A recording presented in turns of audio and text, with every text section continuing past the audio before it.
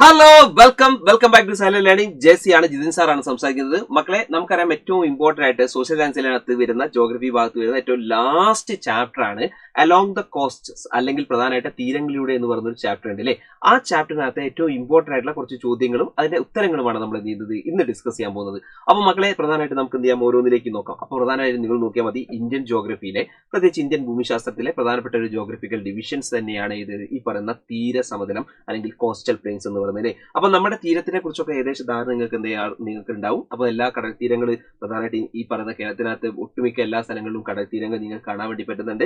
അപ്പൊ ആ കടൽ തീരങ്ങളൊക്കെ നിങ്ങൾക്ക് ഒരു ഏകദേശ ചിത്രം ഇതിലൂടെയൊക്കെ നിങ്ങൾക്ക് കിട്ടുന്നുണ്ടാവും. കടൽ തീരങ്ങൾ എങ്ങനെയൊക്കെയാണ്, മനുഷ്യർ എങ്ങനെയൊക്കെയാണ് അവിടെ താമസിക്കുന്നതൊക്കെ ഏകദേശ ചിത്രങ്ങളൊക്കെ നിങ്ങളുടെ മനസ്സിലേക്ക് ഉണ്ടാവും. ആളുകളുടെ ജോലിയും കാര്യങ്ങളൊക്കെ നിങ്ങൾക്ക് എന്ത് ചെയ്യുന്നുണ്ടാവും, അറിയുന്നുണ്ടാവും അല്ലേ. ഓക്കെ, റെഡി അല്ലേ? റെഡി, സെറ്റ് അല്ലേ? അങ്ങനെയെങ്കിൽ മക്കളെ, ഒരു ചോദ്യത്തിലേക്ക് നമുക്ക് നോക്കാം. ക്വസ്റ്റ്യൻ ഇതാണ് മക്കളെ, ക്വസ്റ്റ്യൻ ഇതാണ്: what are the factors that help to make the coastal plains one of the physiographic units of India suitable for human settlement? മറ്റേ മക്കളെ ശ്രദ്ധിക്കുക, ഇന്ത്യയിലെ ഭൂപ്രകൃതി വിഭാഗങ്ങളിലൊന്നായ തീരസമതലം ജനവാസത്തിന് അനുയോജ്യമാകാൻ സഹായിച്ച ഘടകങ്ങൾ എന്തെല്ലാം? അപ്പൊ മക്കൾ ശ്രദ്ധിക്കണം, ഈ പറയുന്ന ഹ്യൂമൻ സെറ്റിൽമെന്റ് അല്ലെങ്കിൽ ഈ പറയുന്ന ജനവാസത്തിന് ഈ പറയുന്ന തീരസമതലം സഹായിച്ചിട്ടുള്ള അതിന് കുറച്ച് ഘടകങ്ങളുണ്ട്. ആ ഒരു പ്രധാനപ്പെട്ട ഫാക്ടേഴ്സ് ആണ് നമ്മൾ എന്ത് ചെയ്യുന്നത്, നമ്മൾ നോക്കേണ്ടത്. അപ്പൊ മക്കൾ നോക്കാം എന്തൊക്കെ ഫാക്ടേഴ്സ് ആണെന്നുള്ളത് നോക്കാം. ഫസ്റ്റ് വൺ നിങ്ങൾ നോക്ക്, പ്ലെയിൻ ലാൻഡ് ആണ്, ഈ പറയുന്ന സമതല ഭൂപ്രകൃതിയാണ്. അപ്പൊ നിങ്ങൾ പറയുന്ന തീരസമതലം എന്ന് പറഞ്ഞാൽ എന്താണ്? സമതലാണ്, പ്ലെയിൻ റീജിയൻ ആണ്. നിങ്ങൾക്ക് ഇതിലൂടെ ഇത് തന്നെ നോക്കിയാൽ മതി.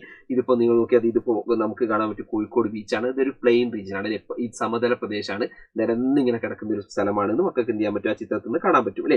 ഇനി അടുത്ത നിങ്ങൾ നോക്കിയാൽ മതി, ഫേവറബിൾ ക്ലൈമറ്റ് ആണ്. രണ്ടാമത്താണ് ഇത് ഫേവറബിൾ ക്ലൈമറ്റ്. മക്കളെ നിങ്ങൾ നോക്കിയാൽ മതി, ഈ പറയുന്ന ഫേവറബിൾ ക്ലൈമറ്റ് എന്ന് പറഞ്ഞാൽ നമ്മുടെ ഈ പറഞ്ഞ ബീച്ചിന്റെ ഒക്കെ സൈഡിലൊക്കെ സുഖമായിട്ട് കാറ്റ് കൊള്ളാനും ഒക്കെ തന്നെ നമ്മൾ പോകുന്ന സ്ഥലമാണ്. അപ്പൊ നല്ല കാലാവസ്ഥയായിരിക്കും. സോ ക്ലൈമറ്റ് ഈസ് മോഡറേറ്റ്, എല്ലാ സമയത്തും ഒരു മിതമായ കാലാവസ്ഥയായിരിക്കും ഉണ്ടാവുക കോസ്റ്റൽ റീജിയനിൽ ഉണ്ടാവുക കേട്ടോ. കൂടുതൽ ചൂടുമില്ല, കൂടുതൽ തണുപ്പില്ല, എല്ലാ സമയത്തും ഒരേ ഒരു മിതമായിട്ടുള്ള ഒരു കാലാവസ്ഥയാണ് നമുക്ക് കാണാൻ പറ്റുന്നത് അല്ലേ. അതുപോലെ നെക്സ്റ്റ് വൺ മക്കളെ നിങ്ങൾ നോക്കി, അവൈലബിലിറ്റി ഓഫ് വാട്ടർ ആണ് അല്ലെ, ഈ ജലലഭ്യത ഇല്ലേ. നിങ്ങൾക്കറിയാം സമുദ്രമാണെങ്കിൽ അല്ലെങ്കിൽ ഈ പറയുന്ന സീ ഒക്കെ ആണെങ്കിൽ ഒരുപാട് ഈ സമുദ്രം അല്ലെങ്കിൽ ജലലഭ്യത നിങ്ങൾക്ക് അവിടെ കിട്ടാറുണ്ട് അല്ലെ. അതുപോലെ തന്നെ പോർട്സ് ആണ്, പോർട്സ് അല്ലെങ്കിൽ എന്തുണ്ട്, തുറമുഖങ്ങൾ അല്ലെ. ഇതുപോലെ തന്നെ തുറമുഖങ്ങൾ എന്ത് ചെയ്യാൻ പറ്റുന്നുണ്ട്, അവിടെ കാണാൻ പറ്റുന്നുണ്ട്. മക്കൾക്ക് തന്നെ അറിയുന്ന കൊച്ചി തുറമുഖമൊക്കെ പ്രധാനപ്പെട്ടതാണ്. വിഴിഞ്ഞം തുറമുഖമൊക്കെ നിങ്ങൾക്ക് കാണാൻ വേണ്ടി പറ്റുന്നുണ്ട് അല്ലേ. ഏറ്റവും പ്രധാനപ്പെട്ട തുറമുഖങ്ങളൊക്കെ തന്നെ നിങ്ങൾക്ക് കാണാൻ വേണ്ടി പറ്റുന്നുണ്ട്. ഇനി അതുപോലെ തന്നെ ലാസ്റ്റ് വൺ മക്കളെ ശ്രദ്ധിച്ചാൽ ഫിഷിംഗ്, ഈ മത്സ്യബന്ധനം അല്ലേ. നമ്മുടെ ഭക്ഷണത്തിലൊക്കെ തന്നെ ഒഴിച്ചു വിടാൻ പറ്റുന്നതാണ് മത്സ്യം. അപ്പൊ മത്സ്യമൊക്കെ നമുക്ക് ഏറ്റവും കൂടുതൽ കിട്ടുന്നത് ഇവിടെ തന്നെയാണ്, ഈ കോസ്റ്റൽ റീജിയൻ തന്നെയാണ്. അപ്പൊ ഇത്രയും പ്രധാനപ്പെട്ടിട്ടുള്ള ഉപയോഗങ്ങളൊക്കെ അല്ലെങ്കിൽ ഘടകങ്ങൾ അല്ലെങ്കിൽ ഫാക്ടേഴ്സ് ഉള്ളത് കൊണ്ടാണ് മനുഷ്യർ എന്ത് ചെയ്യുന്നത്, ഈ സ്ഥലങ്ങളിലൊക്കെ പോയി താമസിക്കുന്നത്. മക്കൾ എന്ത് ചെയ്യാൻ മനസ്സിലാക്കി വെക്കട്ടോ. അപ്പൊ ഇതാണ് ഈ ഭാഗത്തുനിന്ന് ചോദിച്ചു കഴിഞ്ഞാൽ നിങ്ങൾ എഴുതേണ്ടത്. ഓക്കെ, അങ്ങനെയാണെങ്കിൽ മക്കളെ അടുത്ത ചോദ്യം നോക്ക്, what are the cost divisions of India? മക്കൾ ശ്രദ്ധിക്കുന്ന ഇന്ത്യൻ തീരങ്ങളുടെ ഇന്ത്യൻ തീരങ്ങളുടെ വിഭാഗങ്ങൾ ഏതെല്ലാം? അതായത് ഇന്ത്യൻ തീരങ്ങളുടെ വിഭാഗങ്ങളുണ്ട്, കുറച്ച് വിഭാഗങ്ങളുണ്ട്, അത് ഏതെല്ലാം? അപ്പൊ മക്കൾ നോക്കാം, ഇന്ത്യൻ തീരത്തിന്റെ വിഭാഗം എന്ന് പറഞ്ഞാൽ രണ്ട് വിഭാഗങ്ങളാണ്, രണ്ട് രീതിയിലേക്കുള്ള വിഭാഗങ്ങളാണ് കാണുന്നത്. ഒന്ന് വെസ്റ്റേൺ കോസ്റ്റൽ പ്ലെയിനും രണ്ടാമത് ഈസ്റ്റേൺ കോസ്റ്റൽ പ്ലെയിൻസും. വെസ്റ്റേൺ കോസ്റ്റൽ പ്ലെയിൻസ് എന്ന് പറഞ്ഞാൽ ഇതിനെ നമ്മൾ പടിഞ്ഞാറൻ തീരസമതലം എന്നാണ് വിളിക്കുക. ഈസ്റ്റേൺ കോസ്റ്റൽ പ്ലെയിൻസ് എന്ന് പറഞ്ഞാൽ കിഴക്കൻ തീരസമതലമാണ് വിളിക്കുക കേട്ടോ. ഇതാണ് രണ്ടെണ്ണം. ഏതൊക്കെയാണ് മക്കളെ? ഒന്നാമത്തെ ഏതാണ്? വെസ്റ്റേൺ കോസ്റ്റൽ പ്ലെയിൻസ് എന്നും അടുത്തത് ഈസ്റ്റേൺ കോസ്റ്റൽ പ്ലെയിൻസ് എന്നും കേട്ടോ. രണ്ട് പേരിലാണ് വരുന്നത് കേട്ടോ. അപ്പൊ മക്കൾ ശ്രദ്ധിക്കണം, വെസ്റ്റേൺ കോസ്റ്റൽ പ്ലെയിൻസ് എന്ന് പറഞ്ഞാൽ ഇവിടുന്ന് റാൺ ഓഫ് കച്ച് ടു കന്യാകുമാരി വരെയുള്ള സ്ഥലത്തിനാണ് വെസ്റ്റേൺ കോസ്റ്റൽ പ്ലെയിൻസ് എന്ന് പറഞ്ഞാൽ. പടിഞ്ഞാറൻ തീരസമതലം എന്ന് പറഞ്ഞാൽ ഈ റാൺ ഓഫ് കച്ച്, ഗുജറാത്തിലെ റാൺ ഓഫ് കച്ച് മുതൽ തമിഴ്നാട്ടിലെ കന്യാകുമാരി വരെ. അതേപോലെ തന്നെ ഈ പറഞ്ഞ ഈസ്റ്റേൺ കോസ്റ്റൽ പ്ലെയിൻസ് അല്ലെങ്കിൽ കിഴക്കൻ തീരസമതലം എന്ന് പറഞ്ഞാൽ കന്യാകുമാരി മുതൽ ഈ പറഞ്ഞ സുന്ദർബൻ ഡെൽറ്റ വരെയുള്ള സ്ഥലം കേട്ടോ. കന്യാകുമാരി മുതൽ സുന്ദർബൻ ഡെൽറ്റ വരെയുള്ള സ്ഥലം. അപ്പൊ അത് ഓർത്ത് വെച്ചോളൂ കേട്ടോ. അതാണ് രണ്ടെണ്ണം കേട്ടോ, ഓർത്ത് വെച്ചോളേ. അപ്പൊ അതാ ഇതിന്റെ ഓരോരുത്തരും ഈ ഇന്ത്യൻ തീരവിഭാഗങ്ങളുടെ വിഭാഗങ്ങൾ ഏതൊക്കെയെന്ന് ചോദിച്ചു കഴിഞ്ഞാൽ അതിന്റെ ആൻസേഴ്സ് വരിക: ഒന്ന് western coastal plain, western coastal plain, western coastal plain അല്ലെങ്കിൽ പടിഞ്ഞാറൻ തീരസമതലം, പടിഞ്ഞാറൻ തീരസമതലം, പടിഞ്ഞാറൻ തീരസമതലം, പടിഞ്ഞാറൻ തീരസമതലം. ഓക്കെ, അടുത്ത രണ്ടാമത്തത് ഈസ്റ്റേൺ കോസ്റ്റൽ പ്ലെയിൻസ് ആണ്. രണ്ടാമത്തതാണ് eastern coastal plain, eastern coastal plain അല്ലെങ്കിൽ കിഴക്കൻ തീരസമതലം. അടുത്താണ് ഇത് കിഴക്കൻ തീരസമതലം, കിഴക്കൻ തീരസമതലം, കിഴക്കൻ തീരസമതലം. ഓക്കെ, റെഡി അല്ലേ? റെഡി.